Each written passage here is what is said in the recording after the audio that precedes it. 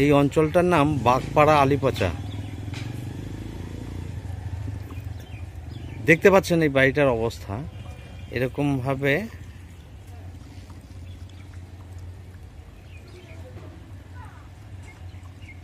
ঘরটা ফেটে গেছে উপরে, খুব কষ্টে থাকেন। এক ছেলে এক মেয়ে আছে।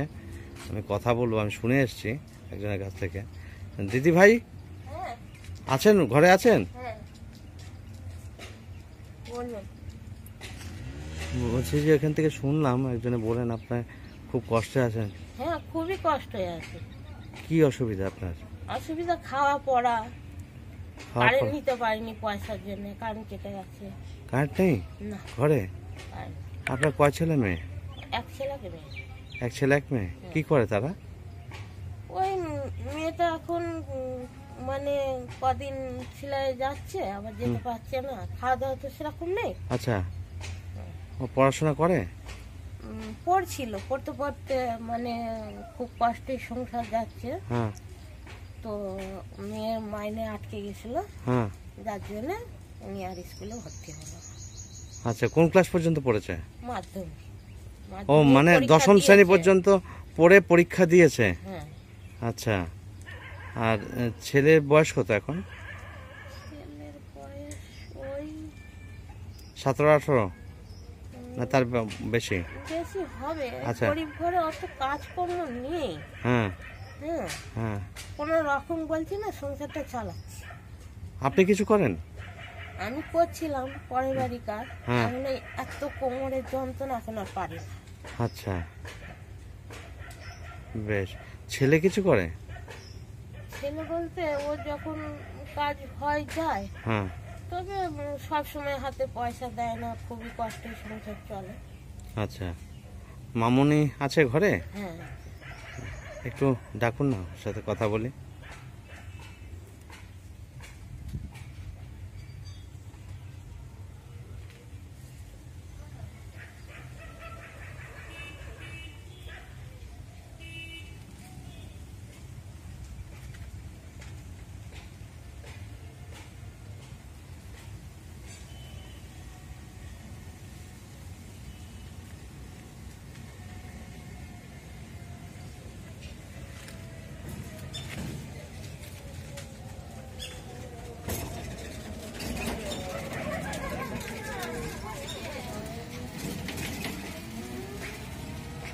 নাম কি তোমার?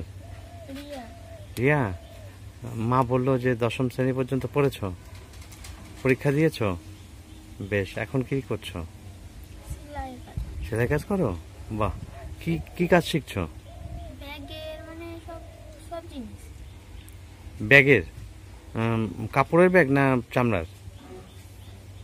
এখন তো কাপড়ের হচ্ছে, আগে চামড়ার হচ্ছে। চামড়া হতো, মানে কাটিং শিখেছো? কাটিং আমরা করি না, এখন সেলাই করি। সেলাইটা করো? আচ্ছা, সেলাই শিখেছো? হ্যাঁ। বাহ, বেশ। তো সেখান থেকে রোজগার কিছু হয় না, শুধু শিখছো? এখন তো শিখছে। হ্যাঁ। তো আমাদের কষ্ট দেখে কিছু হাত খরচা দেয়। দেয়? আচ্ছা, বেশ। তো আমি এসছি কল্যাণী থেকে। কল্যাণীতে আমার একটা আশ্রম আছে। হ্যাঁ, কল্যাণী কৃপাময়ী আশ্রম। ওই আশ্রমটা অনেক নাম করা, মানে বহু বছর ধরে চলছে, 17 বছর হয়ে গেছে। ওখানে অনেক অসহায় মায়েরা মেয়েদেরকে রেখে আসে, ওরা থাকে, লেখাপড়া শেখে, বড় হয়, তারপরে মায়েরা নিয়ে যায়। আবার অনেকে এখানে থেকে উচ্চশিক্ষায় শিক্ষিত হয়। এবারে ছেলে নয়, মেয়ে, মেয়েদের আশ্রম। হ্যাঁ, মেয়েদের আশ্রম। ছেলেদের তো অনেক আশ্রম আছে, কিন্তু মেয়েদের আশ্রম খুব কম আছে। তো আমি মেয়েদেরই আশ্রম করেছি। সেখানে মেয়েরা বড় হয়ে, অনেকের বিয়ে হয়ে গেছে, অনেকে লেখাপড়া শিখছে এখনো, আবার অনেকে চাকরিও করছে, বাইরে আছে। তো আর একটা করেছি দেববাটি মিশন, যেখানে মহিলারা থাকে। অনেক স্বামী মারা গেলে পরে কি হয়, মহিলারা শ্বশুর বাড়িতে থেকে চলে আসে, থাকতে দেয় না, তখন কি করবে, বাপের বাড়িতেও ঠাঁই নেই। তো শেষ পর্যন্ত আমাদের ওখানে গিয়ে থাকে। থাকার পরে এবারে আমরা কাজকর্ম দিই, সেই কাজ করে ওরা রোজগার করতে পারে ভালো টাকা। এরকম অনেক মহিলা আছে, অনেক মেয়েরাও আছে, কাজ করে, রোজগার করে, আমার সাথেই তারা কাজ করে। তো আমার নাম সুদীপ ভৌমিক।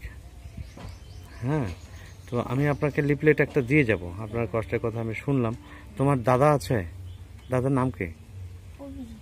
হুম, অভিজিৎ। অভিজিৎ। তোমার নাম? রিয়া। রিয়া। আচ্ছা, তো এখন সেলাই তোমার চিন্তা ভাবনা যে সেলাই করে কিছু উপার্জন করবে, তাই তো? আচ্ছা, আর বর্তমান সময়ে হ্যাঁ। যে অবস্থাটা চলছে আপনার, মানে রোজগারের অবস্থাটা খুবই খারাপ নাকি? হ্যাঁ, খুবই খারাপ। এই কোনো রকম মানে সংসারটা একবেলা খাইতে হয়, একবেলা খেতে পারে না, এরম ধরনের। আচ্ছা, লক্ষ্মীর ভান্ডার পান? লক্ষ্মীর ভান্ডারটা পাই না, হ্যাঁ, আমি ওই বিধবার টাকা। বিধবা ভাতা পান। আচ্ছা হ্যাঁ। আচ্ছা, ওটাতে কিছুটা সাশ্রয় হয়। হ্যাঁ, ওটা থেকে কিছুটা ইয়ে হয়। তো মামনি যদি লেখাপড়াটা একটুখানি করতে পারতো ভালো হতো তাহলে। আমি তো ভেবেছিলাম যে কষ্ট করে আবার ভর্তি করব, হুম, কিন্তু দেখা যাচ্ছে সংসারের এরিয়া টানাটানিতে আর পেরে উঠছেন না। স্বাভাবিক, সে তো হতে পারে। ঘরটা তো অন্ধকার দেখছি পুরো, কারেন্ট নেই। কারেন্ট তো মানে পয়সার জন্য কারেন্ট কাটা হয়ে গেছে 3 মাস।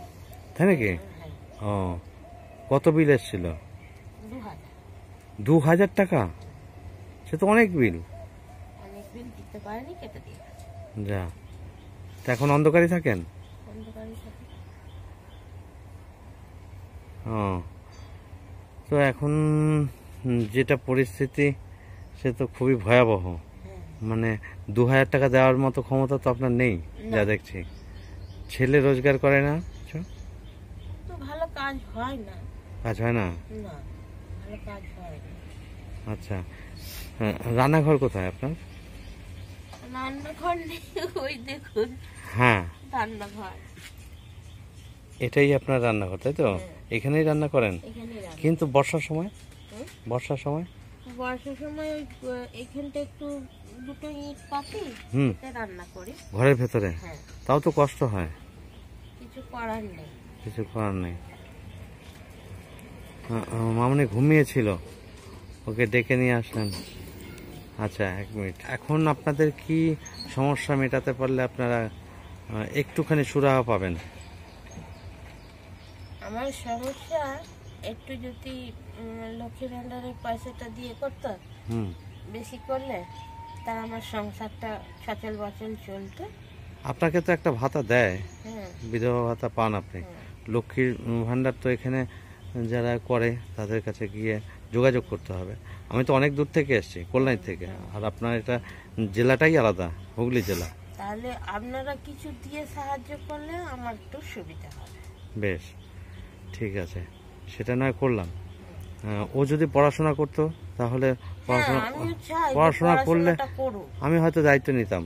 হুম, পড়াশোনা করলে পরে পড়ার খরচা চালানো যেটুকুনি হোক, এবং আমাদের যারা সাহায্য করে, হ্যাঁ, সহযোগিতা করে, তারাও কিন্তু এই ভিডিও পড়াশোনাটা দেখলে পরে আমিও চাই যে করুক। তারা কিন্তু সহযোগিতা করবে। হুম, হ্যাঁ, বহু মানুষ আছেন যারা লেখাপড়ার জন্য টাকা পয়সা দেয়, বই খাতা কেনার জন্য পয়সা দেয়। কিন্তু এ যদি আবার নতুন করে ভর্তি হতো, হুম, এমনিতেই তো স্কুল থেকে পয়সা পেত, হ্যাঁ হ্যাঁ, সেটাই তো, স্কুল থেকে পয়সা পেতো। কিন্তু দেখা যাচ্ছে এ বলছে যে আমার যে মাইনেটা দিচ্ছি ওই যে টিউশনের, হুম, সেই মাইনেটা আমি দিতে পারছি না, ও আচ্ছা আচ্ছা, যার জন্য টিউশন ফিসটার জন্যই অসুবিধা হয়ে যাচ্ছে আপনার। হ্যাঁ, সব কি করবে মামুনির চিন্তা ভাবনা কি? তুমি কি লেখাপড়া চালাবে নাকি সেলাইয়ের উপরেই তুমি আগ্রহ বেশি তোমার? আগ্রহ সেলাইয়ের উপরে নেই, কিন্তু এই সংসারের কষ্টের জন্যই ও ঢুকেছে। সংসার কষ্টের জন্য স্বাভাবিক হ্যাঁ, কথাই। হ্যাঁ হ্যাঁ, কি করবে, কিছু তো উপায় নেই। দেখছে মায়ের কষ্ট হচ্ছে, হ্যাঁ, আমি যদি কিছু রোজগার করতে পারি বা কাজটা শিখতে পারি তাহলে হয়তো কিছু করতে পারবো। তো তুমি কি চাইছো বলো?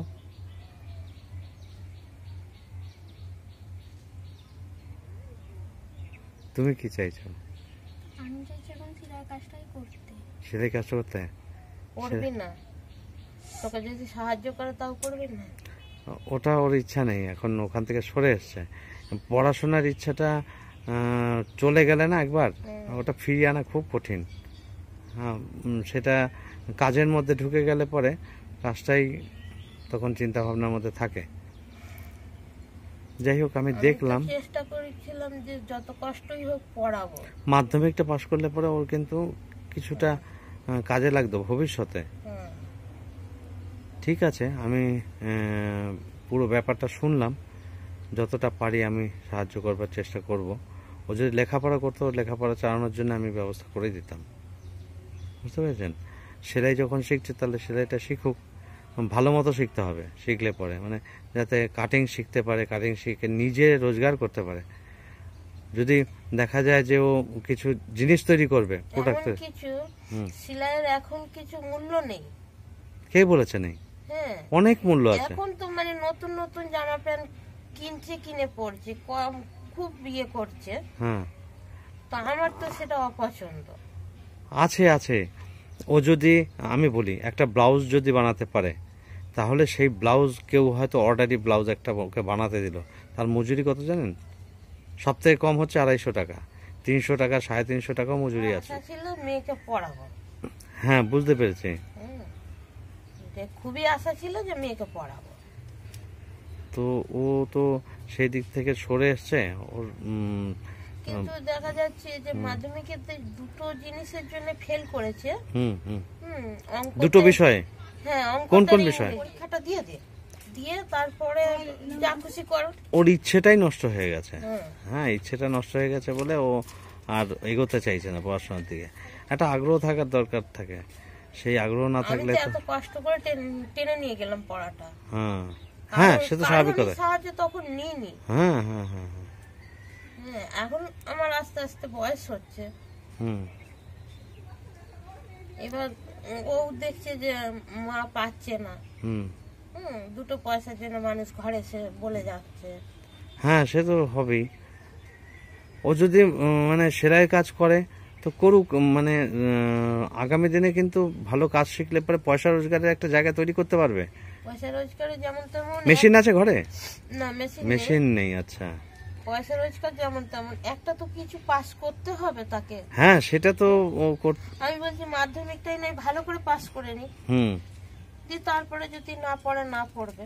এখন মেয়েরা কিন্তু অনেক কাজ পেয়ে যায়, একটা পাস হলে পরেই কিন্তু কাজ পেয়ে যায়। ফেল করে গেছে। হ্যাঁ হ্যাঁ হ্যাঁ, ফেল করে গেছে, ওটাকে আমি ঘুরিয়ে পাস করাতে হবে, সেটাই। আর দুটো বিষয় তো পাস করে যাবে, দুটোই এতে। হ্যাঁ, একটু যদি খাটে তাহলেই পাস করে যাবে। স্যার বলেছে যে একটু মেয়েটাকে নিয়ে আসবে, আমরা একটু বুঝিয়ে ওকে আবার ভর্তি করব। এমনি তো ওকে দেখে মনে হচ্ছে খুব ভালো মেয়ে। হ্যাঁ, খুবই ভালো মেয়ে। হ্যাঁ, মানে ঘরোয়া, হ্যাঁ। খুবই ঘরোয়া। আমার তো ওকে দেখে সত্যি ভালো লাগলো যে ও খুব ঠান্ডা, অত অত মানে এখনকার মেয়েদের মতো অত শৃঙ্খলতা ওর মধ্যে নেই। মেয়েদের মতো নয়। ও মানে কষ্ট পেয়ে পেয়ে মানুষ হয়ে জিনিসটা উপলব্ধি করতে পারছে যে সংসারে কষ্টটা কি জিনিস, সেটা সব সময় ওর পরিষ্কার বুঝতে পারছে, চোখের সামনেই তো সব দেখছে। যাই হোক, আমি দেখছি কি করা যায়। আমাদের একটা লিফলেট আমি দিয়ে যাচ্ছি আমাদের মিশনের। আপনার কোনো রকম অসুবিধা হলে আপনি ফোন করবেন, যোগাযোগ করবেন, আমি যা পারবো সহযোগিতা করব। ঠিক আছে, ভালো থাকবেন, রাখি তাহলে।